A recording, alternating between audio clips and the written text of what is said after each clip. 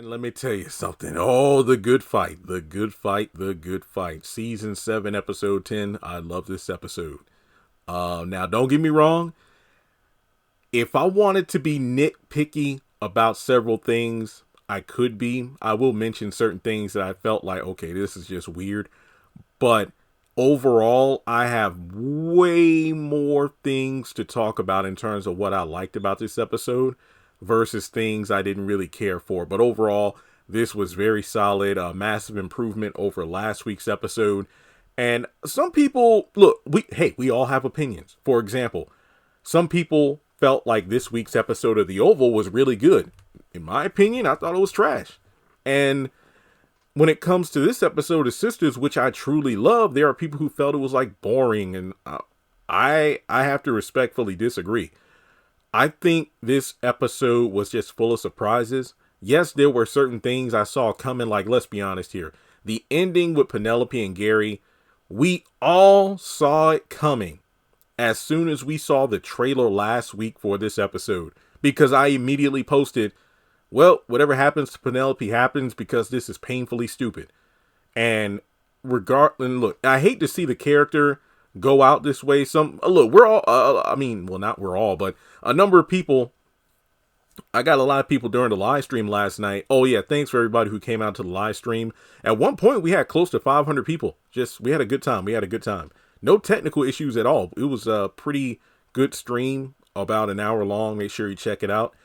A good chunk of people think Penelope could still be alive, but in the promo for next week, when Gary is talking to the cleaners, it seems to imply she's dead. I would not be surprised. Well, she got thrown on her stomach pretty hard and bled out, possibly. That could be the end of her. But in any case, oh boy, there's this one scene I got to talk about, which I will in a moment, between Andy and Pam, because that made my day, and I will get to that later in the review. But what we're going to do, we're going to take this episode, piece by piece, like I always do.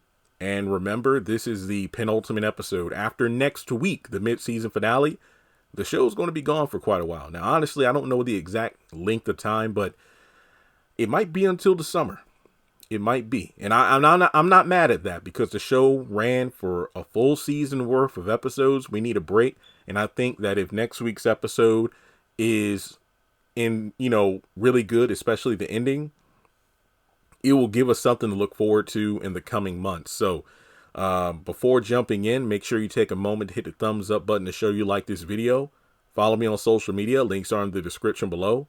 Please hit subscribe and hit the bell icon and select all. That way you don't miss out whenever I post content on the channel. So we start off with the sneak peek, which I gotta say, in general, this episode, the trailer for the episode, a good chunk of it occurred during like the first 10 minutes, which was why everything after, like the 9-12 mark of the episode, things just got crazy. But we have Andy and Sabrina in a relatively calm scene. And what I liked about this scene, because if you saw my video going over the sneak peek of Sabrina starts having second thoughts about having a child by herself, I just like the moment where we have two of the girls, 2, 3 or more, it doesn't matter. But in this case, we just have two of the girls calling each other up, or Sabrina calling Andy. And it's just like checking in, because, when you have a good friend or somebody you talk to, it's like, hey, I'm about to do something. Can you wish me luck? It just shows that the girls don't always have to communicate when there's some drama. It's just something as simple as, hey, I got a big day at work. I got a new client, or I'm going for a promotion, or I got this coworker getting on my nerves. Can you just send me some good vibes so I can have a good day? I like it. It just shows the natural connection between the girls, because typically it's Danny and Sabrina or Andy and Karen. But this season, we've had a number of scenes with just Karen and Sabrina. And now we got this phone conversation between Andy and Sabrina. So I just love these different little combos they're throwing around. But simply put, Andy, is kind of nervous about an intimidating client, Maurice, who we'll get to soon enough. And then, Sabrina's talking about the whole ordeal about I was wrong. I think several episodes ago, was it the episode where she goes and sees Karen at the hospital?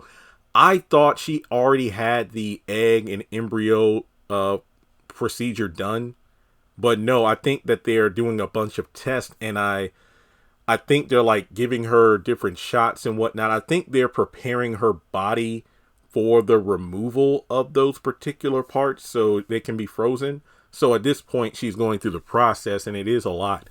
And it's like she says, it's like, it just reminds you of how alone I am in this. But hey, I made the choice. I'm glad she threw that line in there because, yeah, she did make the choice. And it's like I said in my other video, I don't really know what Sabrina's supposed to do here. Like, what is she trying to accomplish? Because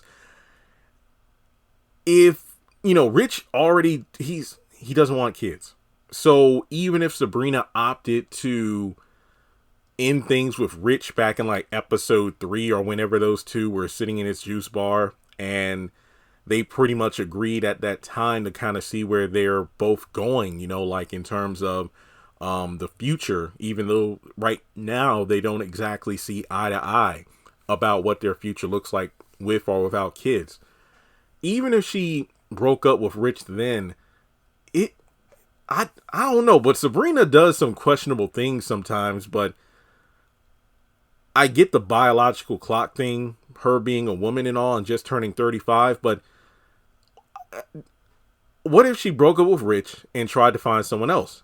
I mean, let's say she broke up with Rich and she met another guy within 2 weeks. I mean, with dating apps and whatnot, it's possible.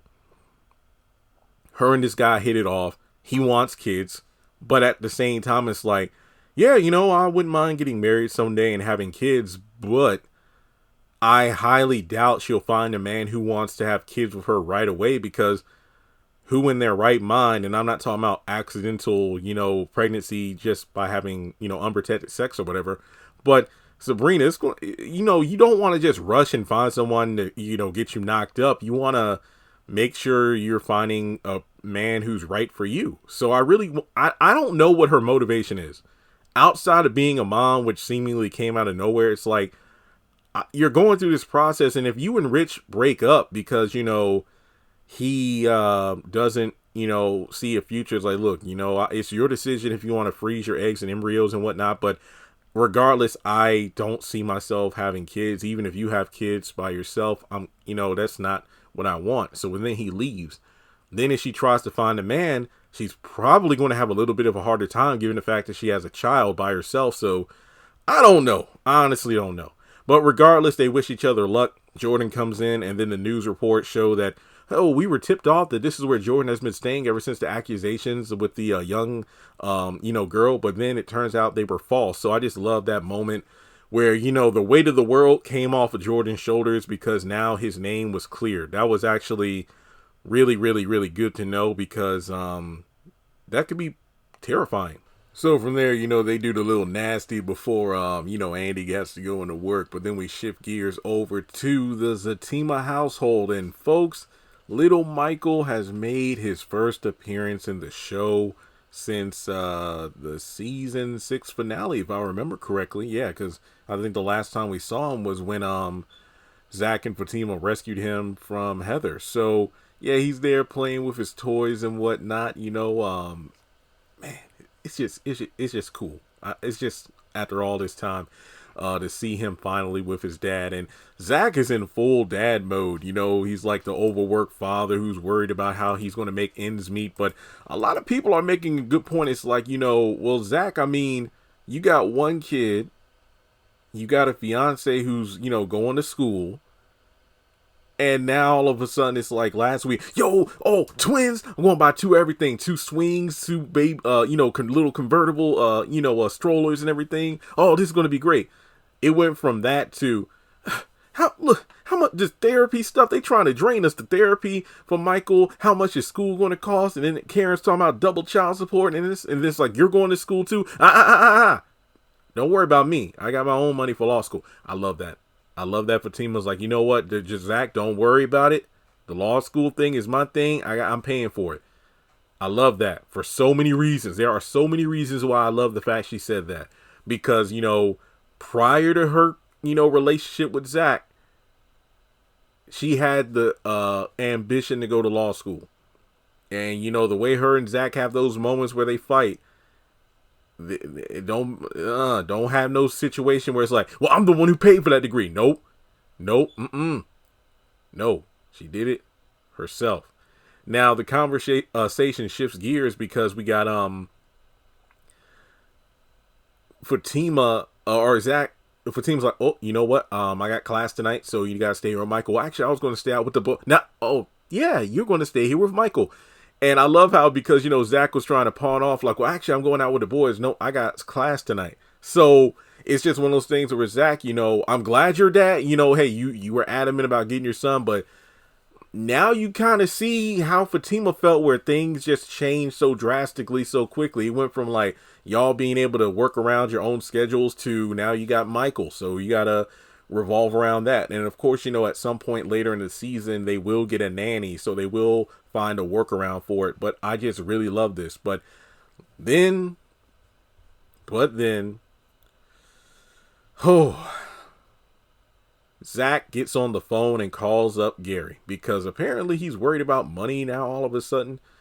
It kind of feels weird, like the fluctuating finances of Karen being close to broke because the salon isn't doing well. But then next thing you know, like when we get to the next scene, the salon is packed with customers. So I'm like, so are they doing well or not? But then he calls Gary, and I got to say the funniest part about this scene is that Michael's kind of looking his dad over like, Daddy, I know you ain't calling Gary slimy ass. Like, we can't hear his thoughts, but I heard him. That face said it all.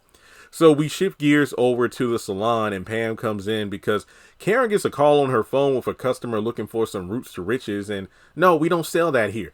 And then Pam comes in with 2 shakes, you know, one for each twin. It turns out she was, you know, well, being herself and listening in on the conversation between Karen and her mom. So she's carrying twins. But I love the way she takes both of them shakes. And 2 things, the way she kind of waddled back to her, well, technically 4 things. Number 1, the way she waddled back to her office. The way she like ripped the straws with her teeth off of both shakes. I mean, come on. A lot of people do that. Also, the fact that she's wearing like slippers, which is good. You know, she's wearing those flats as opposed to her usual heels because she's pregnant. Even though some female viewers said, well, Jeremy, no, there are pregnant women who wear heels. Like, look, I don't know. I just feel like, you know, if I had a girlfriend, I'll make sure she will be well taken care of. Like, nope, wear sensible shoes. Don't stay with your feet too long. Don't worry about chores and stuff. I'll chip in more around the house, you know, make sure my baby's good, or baby's good, the woman and the baby. But then when she gets to her office and sits down, she's talking to the twins. That was cute. But some people were like, she's been pregnant for almost like 6 months now. She's just now talking to the baby. Okay, that was actually kind of funny. But no, this was a cute scene. It really was. I liked it. But then she gets a call from the hospital. So first of all, oh yeah, I need to talk about Pam real quick. But the doctor or the person from the hospital that called just wanted to clarify, hey, the babies are fine. Don't worry about the babies at all. But Dr. Phillips does want to discuss something pertaining to your amniocentesis test. So there's that. But before going into her office, she does talk to Pam about, you know, getting a license and whatnot. And the thing is, you know, to some extent, I do feel like she is hating on Pam's success. But at the same time, as a business owner, she does make a good point, because given the fact that people connect roots to riches to Karen's fresh start, let's say for whatever reason, if someone uses Pam's product and they have like an allergic reaction, or let's say a mainstream product calls like, hey, this woman is copying my product or something, they don't have a license and whatnot, then Karen could get slammed for it. So to some extent, yes, she does have a point about, look, if you want to be a business owner, you know, you got to do this right, get a license and whatnot. Now, again, I feel like there might be a little bit of jealousy there, because, you know, you got Karen who, even though I don't believe we ever found out what she studied in college, we can maybe assume she wanted to do like a business degree or something. And that's what inspired her to do hair. I mean, but then again, they met in college. All the girls met in college, so maybe the school had like usually beauticians or hairstylists have their own kind of school that's different than a standard college. Well, I don't know. Whatever she studied in college, maybe that led to her getting, you know, the drive to start her own business. But Yeah, then you have this upstart like Pam who has no quote unquote technical, fancy education, and all of a sudden her idea just blows up. But I see both sides of it. I see Karen's side, but then I also see the side of people who are like, maybe there is some jealousy there. So we actually go over to the bank. Oh yeah, also the doctor's meeting with Karen is allegedly supposed to happen tomorrow, so I'll talk about that more in the trailer breakdown. Sabrina meets with India, and simply put, India gets right to the core of why they're meeting up before the bank opens up. Now, Sabrina is very professional. Thank you for this opportunity. And it's like, no, let's cut to the chase. Some of your employees have brought up concerns of why they don't trust your leadership. And let's be honest here, it's really just Paige. If I was Sabrina, I would have said, is it employees or is it just Paige? Let's be real here.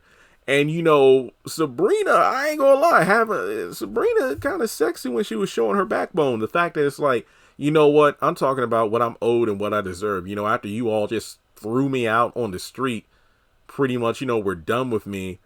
Even though I was innocent, I worked my way up in terms of getting back here to work my ass off to prove to you I deserve to be here. That could be another reason why she opted to take a lower position than manager at the bank she used to work at, as opposed to going downtown to be assistant manager, because she wanted to prove herself. And as a result, that's why she feels she deserves the position. And I ain't gonna lie, I was looking at Sabrina in a different way. I really like that. She really stood up for herself. And India was like, oh. So I really love how Sabrina is like, look, you know what? It is what it is. But I will admit, if she does get her manager position and one of the first things she does is bring Maurice back, yeah, they deserve to question her leadership. Then it's like, look, even though Maurice was technically innocent, he played a major role in the robbery taking place.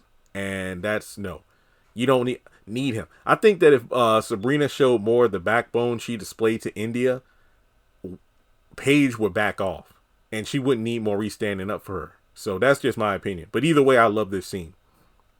So over at her office, Andy is telling Fatima how happy she is that the Jordan stuff is squashed because, on the news, they, pretty much confirmed that he's innocent.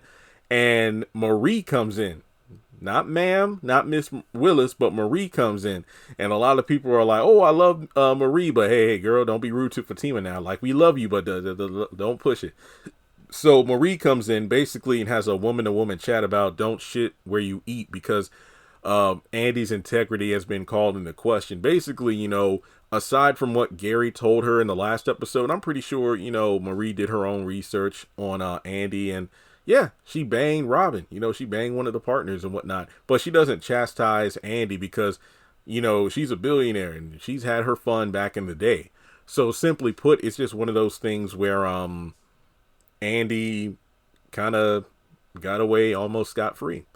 So from there, Andy's like, well, if you pick me as your representative in this divorce settlement, I will make sure you get as much money as you can. It's like, no, I want it all, baby. And matter of fact, I want a co-counsel because it's been recommended that another attorney, a young man, is actually going to be good to have on the case. And that leads to Hayden coming in there, and Marie does have time for his foolishness. But, as soon as she leaves, Andy's just awestruck at the fact that they have to share. And a lot of people are like, what is it? He's a tax attorney. What is he doing? Well, some people brought it during the live stream, and even I thought this, well, a tax attorney would actually be kind of helpful during a divorce settlement. So it actually makes sense. Now, why she picked Hayden? Probably Gary to an extent. I don't know. I mean, even though Marie called out Gary for his BS, she probably took note of doing, look, say what you want to about Hayden as a person, but he is actually really good at his job. So, hey, I'm just saying. Now we go over to the juice shop, and Danny is with Bebe's kids, Tony's kids, and they really aren't giving her the time of day. They're on their phones, and, the only way she can even kind of butter them up is through quote-unquote gifts because she wants to be their friend.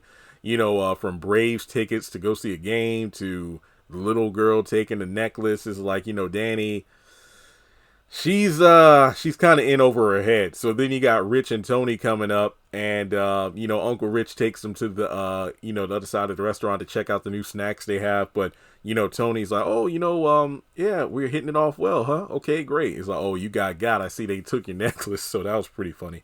But Tony promises to give him back. But Danny is kind of like, you know what? Yeah, I want to talk about this in therapy, and you're paying for my session. So again, it just shows that things are moving forward with these two, and it's a lot. Kind of like with Zach dealing with all the bills that come, in terms of Michael and whatnot. And even though the person you love them, if they come with a lot of baggage, you got to make some adjustments there.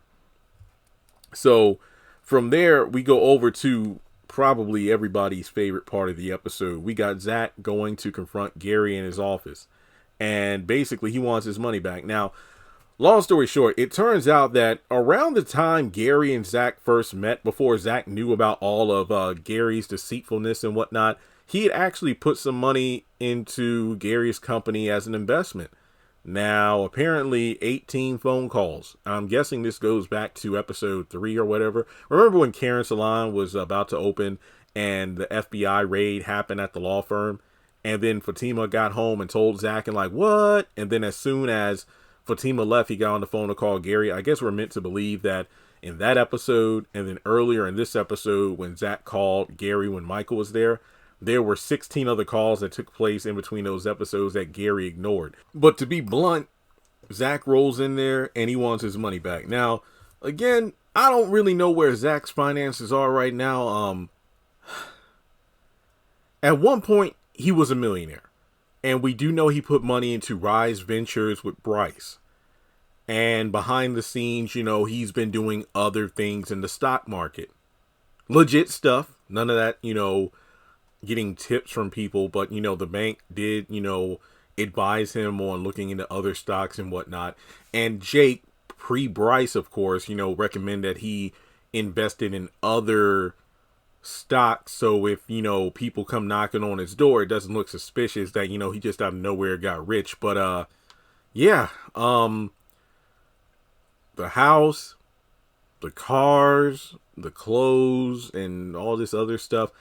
Zach isn't broke, but obviously with all these new expenses, it's putting a dent in his wallet. Not to mention, we don't know how much it costs for him to hire Andy and other lawyers who worked on the case to get custody of Michael. So yeah, Zach is in a bit over his head, and I can relate to that with the whole house situation, how much it's costing to do landscaping and all. And it's a lot. I mean, when you have all kinds of expenses that hit you at once, even if you have a decent amount of money, it's going to make a sizable dent in your bank account.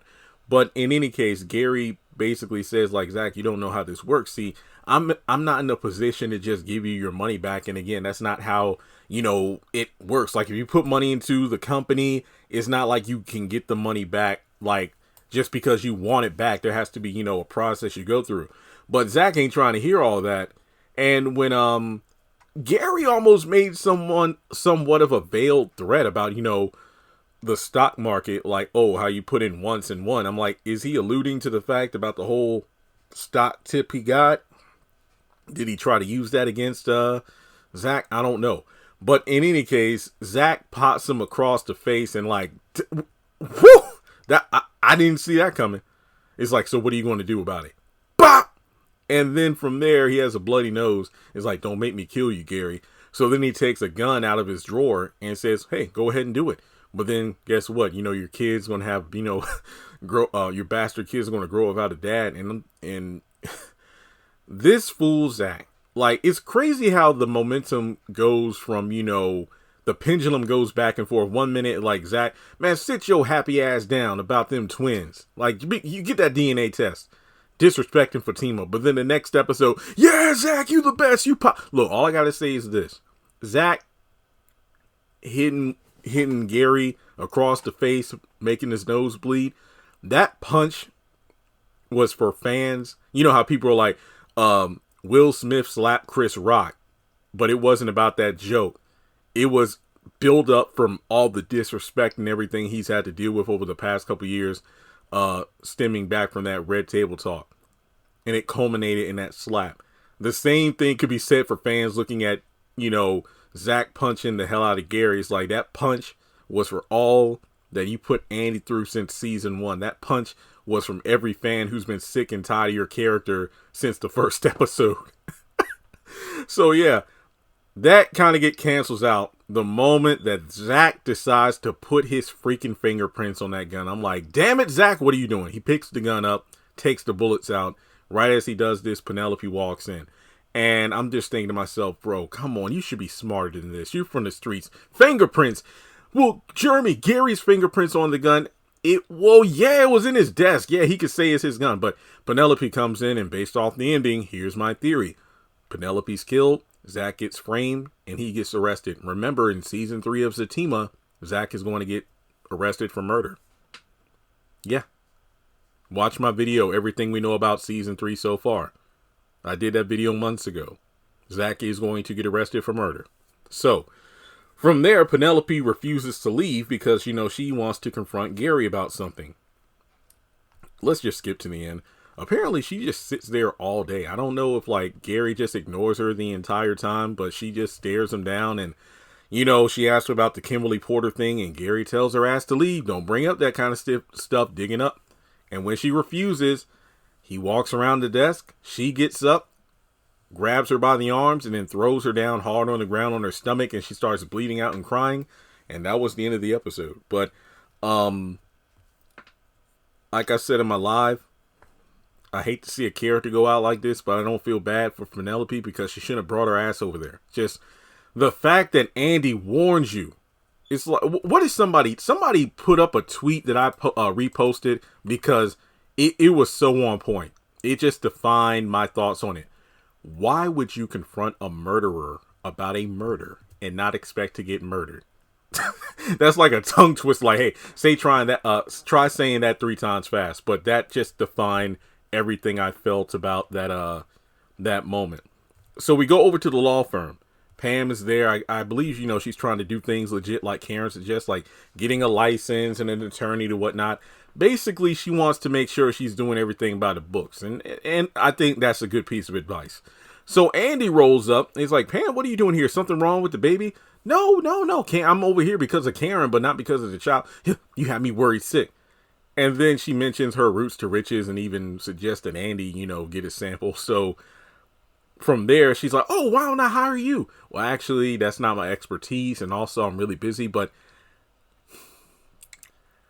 this is the moment. This is the moment where I lost it, man. I lost it. I'm going to text you the name of an attorney named Jeremy. Just tell him I sent you. All I got to say is this.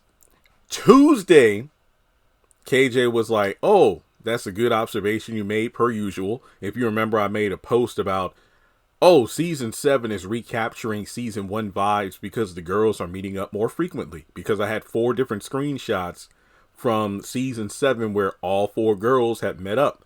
And I tagged, the Sistas cast in it. And then KJ was like, good observation, per usual. Also, I really think you're going to enjoy the next couple of episodes coming up. Pay attention to one particular scene Wednesday night. And does this mean I technically exist in the Sistas universe? I'm a lawyer? Look, all I gotta say, I was losing my mind. I was losing my mind. Like, holy crap, man, that just made my day. That just made my day right there. I'm gonna drop my name, and because I had to double check. I'm like, wait a minute, there isn't another character named Jeremy that we met before, right? I just want to make sure I don't get, excited for them. But no, your boy got a name drop. Oh, man. That alone, boosted the score to a 15 out of 10, which is what I scored the episode of 15 out of 10. So, after that, you got Maurice calling Sabrina about the meeting at the bank because he hadn't heard back from her yet. But basically, Sabrina says, hey, I pretty much stood my ground 10 toes deep. And Maurice is preparing for a date with Grayson, and they meet at the club. This scene was kind of weird because it almost felt like Maurice was acting like this was the first time they had met up. But I don't know, maybe he has butterflies in his stomach or something like that. But during their date, a fan of his comes out of the woodworks and starts screaming. And it's funny how you got Andy dropping my name, and then I'm like, well, I haven't experienced anything like this. I think, though, I did kind of sort of experience this, not to the extent of a craze fan, but I remember when the OWN network did that special, the haves and the have-nots. What was the special called? The Fans or something like it was a fan special, and I was heavily featured in it. I got a lot of clout at church. Like, people are like, "Oh, we saw you on TV," which I found kind of embarrassing because I did quote David Harrington. It's like, I had to pimp slap that bitch. And I'm like, oh, yeah. So a lot of church folks heard that. Okay. But they loved it. Anyway, yeah, Maurice had a fan and that apparently ruined his date. But no offense, Grayson, but you should have known what you got into, because Maurice has a huge following. And even if he quit his, fixation page to go back to working a regular job, people are going to recognize him out on the street. So honestly, even though Grayson seems like a good guy, I don't think him and Maurice are going to work out, because that's like me. Okay. You know, certain actors on these Tyler Perry shows I just adore. Ashley, who was Jean on The Oval, Crystal Lee, Jasmine in the Sistas show, Deja and Belinda from Zatima, and so on and so forth. Imagine if I was like, oh, I started dating Crystal Lee Naomi, and I'm like, oh, well, you know, I don't want you to be acting anymore, because I don't want, you know, you on camera in front of, you know, like the world to see doing your thing. Like, I want you all to myself. And she quits acting for me. And then we're out on a date, and then a fan rolls up on her and they're like, oh my gosh, you were Jasmine and Sisters, or you were that girl from Twisted House Sitter. And then I get bent out of shape and leave. Who the hell am I to do that? You know, like, there's just so much arrogance in that, where it's like, I know Ashley Monique Harper is an actress. I know that, I'm sorry, it's actually pretty warm outside today. So it's 67 out and sunny, but in my room it feels like 75 because I had to cut the fan off to record. Whew, sorry about that. I'm sweating like I don't know what. Okay. Yeah, that's like, you know, dating an actress and then knowing they have a lot of fans, and then all of a sudden I just want that to shut off because, no, I don't want anyone else intruding on our time alone. That's stupid. It's stupid. Yeah, Grace and I kick him to the curb.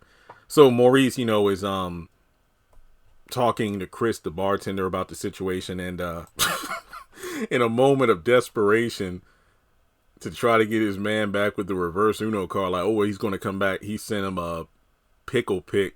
I'll just leave it at that. But then it turns out he sent it to his mom instead. It's been 20 seconds. He hates me. Look, I ain't gonna lie. That was a real moment right there. Not the pickle pick to the wrong person, because I'm pretty sure, you know, somebody listening can relate to that. But more specifically, the anxiety of when someone, your significant other or the person you're dating, doesn't respond right away, you instantly think they hate you. That felt real. But from there, we go over to Zach, who gets home and Fatima's cooked dinner. He's like, wait a minute, what's going on? Who died? Nothing. I just want to cook for my man. But Fatima she learns about Gary and the fact that Zach put money in the company a while ago. And this fool says, so what happened? Then Fatima's like, so what happened? So then this fool goes, no, well, you know, Gary, you know, he wouldn't give my money back. And then he told, you know, I told him, you know, give my money back. And then, you know, he's like, pulled out a gun and said, shoot him. And, you know, I didn't, but I wanted to. And it's like, baby, I ain't do nothing to that man. And I'm like, you not... I ain't going. It was funny. Like, I ain't even do nothing. Zach. And then Fatima's like, Zach, you're a father now. You can't be doing. I'm thinking to myself, thank goodness somebody's around to ground his ass, because he's like, you doing too much. You're gonna be back in prison.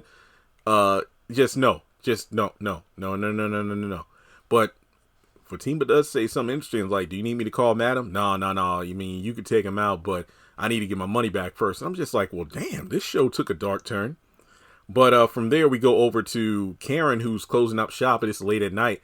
Now, granted, I think we heard the door open. I thought that was Aaron who was going to be coming in. But no, it was Trey. And Karen, you know, screamed and took out her mace. She was ready to go, but, you know, it was like, no, I'm my bad. Look. had a last couple packages and I was on this route. I just wanted to drop it by,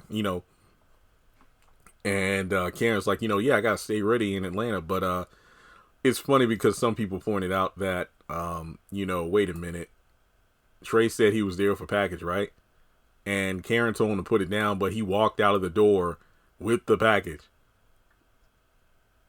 I guess he was lying. But something interesting is the fact that, not Brian, but Trey mentions, you ought to have cameras around. It's like, yeah, I got a box full of cameras, but somebody was supposed to put them up, but never mind, long story. I think that was a nod to Brian making all those promises, but then he dipped before he enacted anything. So, yeah, sucks to be him, but it was cool to have reference to him. But, yeah, Trey, I don't know, man. Dude, I don't know. Just looking at him like with the side eye. Not sure we can trust this guy. So from there, we go over to probably my favorite, or one of my favorite moments of the episode. We have the girls at Sabrina's because the girls are supposed to meet up there, and they're having like a little quaint get together. Then you got the guys. You got, for the first time, I believe, the new Jordan actor, Rich and Tony, hanging out there playing poker. Now, I don't know how to play poker. Do I have a poker set? Yeah, I was in Ollie's one time a few years ago, and it's like a silver briefcase that has the cards, the chips, and everything. I need to learn how to play. But no, if it were me, I'd just put Uno cards in there and go from there. That'll be fun. Once I get my house set up, if I have, a fun night with some friends, bust out the Uno cards. But then again, I come from a family of table flippers, so maybe that's not a good idea. But in any case, this was great because I think for the first time, because, in the earlier seasons, Zach, Calvin, Preston, Aaron, Gary, they didn't really hang out like that for obvious reasons. But for the first time, we have the girls dating some guys and both groups hang out. So now, rather than the women talking about the men, and that's the only perspective we get the men talking about the women. And I just love how the episode kind of jump cut from Danny talking about Tony, and we go over to Tony talking about Danny. Then Sabrina and Rich, and back in. Oh, this was great. This reminded me of that 70s show where you would have the split screen where, let's say, you had Donna and Jackie talking, and then you had Kelso, Hyde, and Eric talking, and you would get their perspectives on the same thing. And I love this. I freaking love this. So from there, we got Karen showing up, and I just like it. It was a feel-good moment. The friendship of the women, they dancing around, listening to music. Then Karen rolls up, and even though I kind of feel like it cancels out Sabrina standing up to India at the bank, the fact that Karen rolled in there, and it's like, where the real food at? Well, I said this was just a quaint get-together because I think that we actually saw Sabrina working on I cannot remember the name of the thing. What is it, like the cutlery board or whatever? It's basically like, we have crackers, assorted meats and whatnot, kind of like finger food. But, Karen just rolled in there and decided to take over. It's like, you know what, you want to order some wings and whatnot. And then the fact that the other girls kind of jumped in there and like, Sabrina, you're paying for it. It's like, on the one hand, it's like, come on, Karen, what you doing that for? But at the same time, it's like, all right, this is some real shit that people do. But the fact that she's pregnant too. But I don't know. It's kind of funny because I kind of gave Karen the side eye, like, okay, so you're going to shit on Sabrina about this get together not having, food, yet you invited all the girls to your place in the last episode for a 30-second announcement about the fact you're having twins when you didn't offer them a damn thing. So I'm just saying.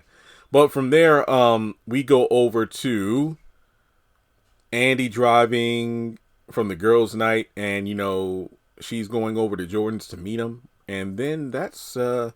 Yeah, that's it. Because I already talked about the cliffhanger ending. So, folks, when I do a review that's as long as the episode, I loved it, and I loved this episode. From my name drop to Zach popping Gary across the face, the acting, it was great. Great. No complaints here. So let me know your thoughts in the comment section below. Like and subscribe, and I'll catch you in the next one.